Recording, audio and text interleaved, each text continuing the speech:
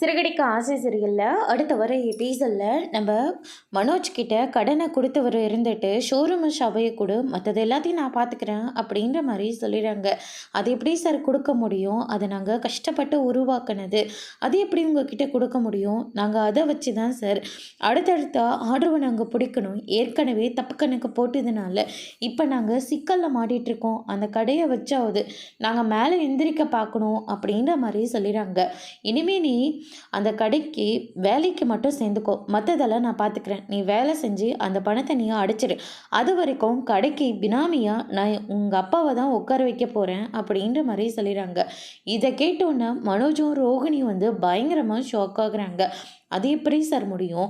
அந்த கடையை வச்சு தான் உங்களுடைய கடனே நான் அடைக்க போகிறேன்.